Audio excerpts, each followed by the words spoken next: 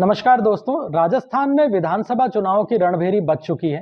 पहले मतदान 23 नवंबर को होना था, लेकिन चुनाव आयोग ने अब तिथि में परिवर्तन किया है और राजस्थान की सभी 200 विधानसभा सीटों पर 25 नवंबर को वोट डाले जाएंगे। चुनाव से पहले तमाम दलों ने अपने प्रत्याशियों के चयन की कवायद शुरू कर दी है और भारतीय जनता पार्टी ने इसमें सभी से बढ़त लेते हुए अपने 41 उम्मीदवारों की पहली सूची जारी कर दी।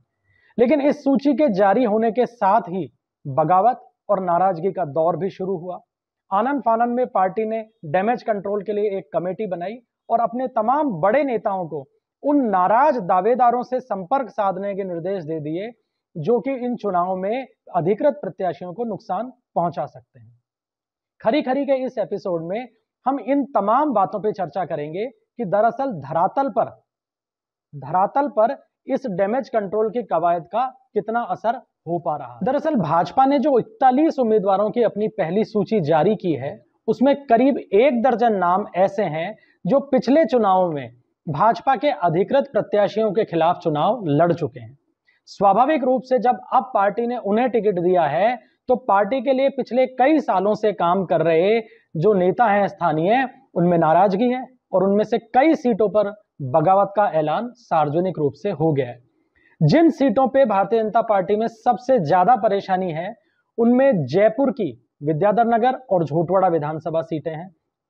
इसके अलावा सवाई माधोपुर, नगर, बानसूर, तिजारा, किशनगढ़, देवली उनियारा, सांचौर, बस्सी, सुजानगढ़, लक्ष्मणगढ़ जो कि सीकर में स्थित है, ऐसी करीब 15 से 18 सीटें हैं जब भाजपा में एक जबरदस्त कलह का दौर है और इनमें से लगभग आधा दर्जन सीटों पर तो दावेदारों ने सार्वजनिक रूप से ऐलान कर दिया है कि अगर उनका टिकट नहीं दिया गया उन्हें और प्रत्याशी नहीं बदला गया तो वो विधानसभा चुनाव में निर्दलीय चुनाव। पिछले 2 दिनों से भाजपा के प्रदेश मुख्यालय पर नाराज नेताओं और उनके समर्थकों का जमावड़ा है।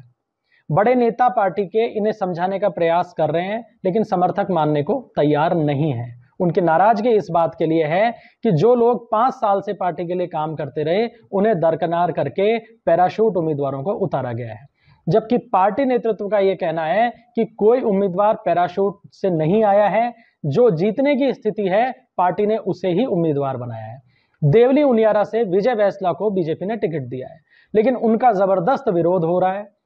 नेता प्रतिपक्ष राजेंद्र राठौड़ ने देवली उनियारा में लोगों से समझाइश करने की कोशिश भी की, लेकिन वहां लोग मानने को तैयार नहीं है और वो अपना खुद का प्रत्याशी मैदान में उतारना चाह रहे हैं। इसी तरीके से नगर में, भरतपुर जिले में सीट आती है, पूर्व विधायक अनिता सिंह, उन्होंने साफ कर दिया है कि वो निर्दलीय प्रत्याशी के तौर पे चुनाव लड़ेंगी। कल उन्होंने अपने एक समर्थकों के साथ में बड़ी मीटिंग की और उनके समर्थकों में जबरदस्त गुस्सा इस बात का देखा गया कि उन्हें टिकट से वंचित कर दिया गया है। लिहाजा उन्होंने साफ कह दिया है कि अगर टिकट नहीं बदला गया तो वो निर्दलीय चुनाव लड़ेंगी। लाडपुरा से भाजपा के 3 बार के जो विधायक रहे हैं भवानी सिंह राजावत, ये वसुंधरा के काफी नजदीकी नेताओं में शामिल हैं। पिछली बार इनका टिकट काट के कोटा के राज परिवार से जुड़ी कल्पना देवी को टिकट दिया गया था, जो अभी वर्तमान में विधायक भी हैं। लेकिन अब भवानी राजावत ने दोबारा से ताल ठोक दी है। उन्होंने पार्टी नेतृत्व को बाकायदा चिट्ठी लिखी है और उन्होंने साफ कहा है कि अगर इस बार उन्हें टिकट नहीं दिया गया तो वो भी निर्दलीय चुनाव लड़ेंगे हर हालत में। अब अगर जयपुर की बात करें तो यहां सबसे अधिक परेशानी बीजेपी को झोटवाड़ा विधानसभा में उठानी पड़ रही है। यहां से पार्टी ने जयपुर ग्रामीण से सांसद राज्यवर्धन सिंह राठौड़ को अपना उम्मीदवार बनाया है और वसुंधरा खेमे के वरिष्ठ विधायक और पूर्व मंत्री राजपाल सिंह शेखावत के टिकट को काट दिया है। टिकट कटने से राजपाल समर्थक नाराज हैं और वो हर हालत में अब चुनाव लड़ने पर आमादा है।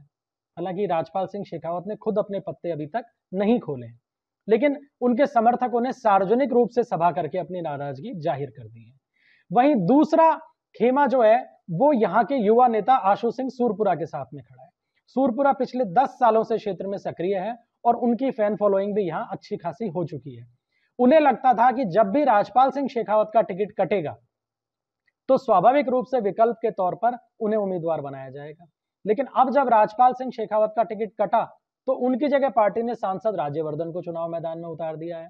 तो अब आशु सिंह सूरपुरा के समर्थकों में भी नाराजगी है और उन्होंने भी साफ तौर पर यह कह दिया है कि वो बगावत करेंगे और चुनाव लड़ेंगे। राज्यवर्धन सिंह राठौड़, आशु सिंह सूरपुरा और राजपाल सिंह शेखावत, ये तीनों राजपूत समुदाय से आते हैं। ऐसी स्थिति में भाजपा को अपने इस कोर वोट बैंक में टूट का सामना करना पड़ सकता है।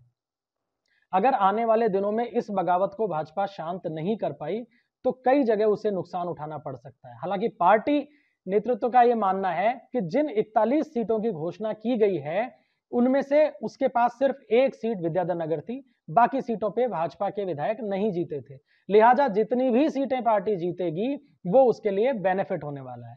लेकिन वहीं दूसरी तरफ अगर इस बगावत को पार्टी शांत कर लेती है तो इसमें से बहुत सी सीटें ऐसी हैं जो एक बार कांग्रेस और एक बार बीजेपी के खाते में आते रही हैं। पिछली बार चूंकि इनमें से अधिकांश सीटें कांग्रेस के खाते में थी तो इस बार उन पे बीजेपी की जीतने की संभावना काफी अच्छी है, लेकिन यह संभावना मूर्त रूप तब लेगी जबकि भाजपा इन सीटों पर चल रही अपनी इस बगावत को कम कर लेती है या बगावत को शांत करने में सफल हो पाती है।